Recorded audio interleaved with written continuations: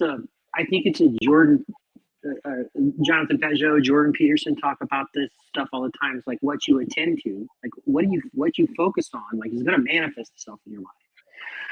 So if you're out there consuming all this junk that's out there, I mean, you take on this sort of thing, and to be able to just participate and hear these conversations, which are so unique, right? And then people ask, like, again, they ask really hard questions. People are willing to think out loud, and you're sitting back there like, oh my gosh, I've always thought about that. I didn't have the guts to ask it or whatever, or I didn't have anybody to talk about that with or whatever. There's this, it's to me, it's almost like a Chad talked about. It's like it's counter programming, and kind of that's how it's worked for me a little bit, in that I'm not getting sucked up into this other thing.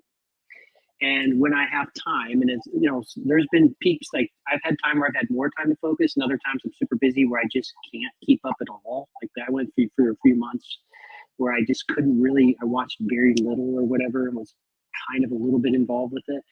But when I actually am participating more and listening more and being a part of this community, like my spiritual life is better.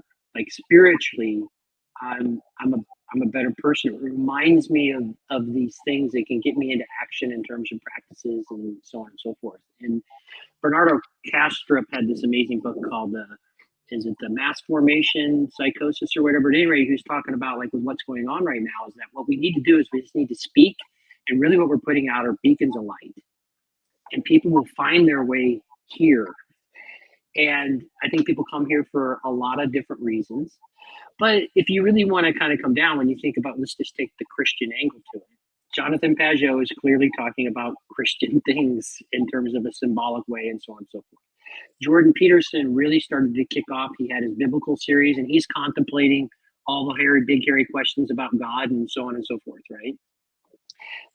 He tackled Genesis, and then he had his Exodus thing. Like, that's what he's about. Obviously, we're here because there's a pastor in Sacramento named Paul Vanderklay, who's clearly a Christian man, right?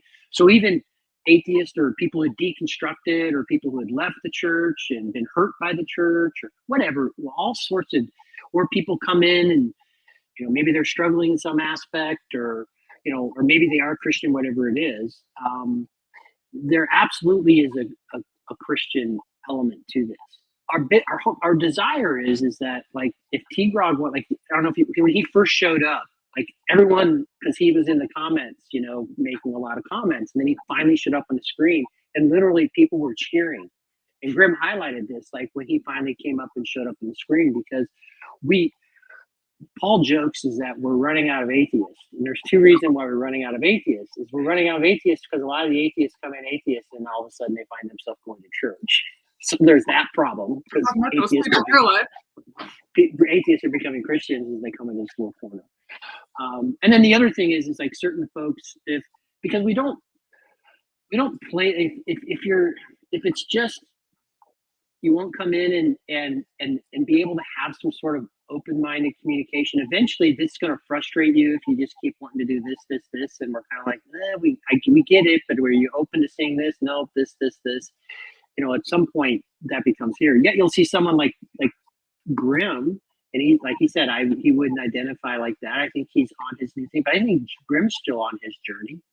I think that he says that pretty explicitly, to some of the stuff. I think he's still on this journey.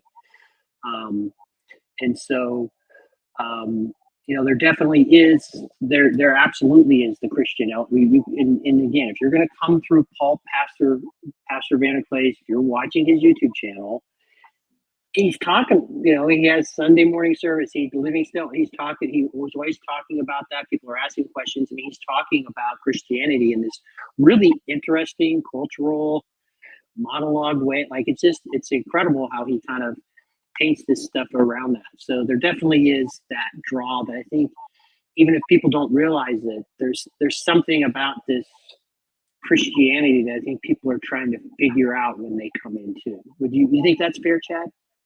Yeah, I think, yeah, like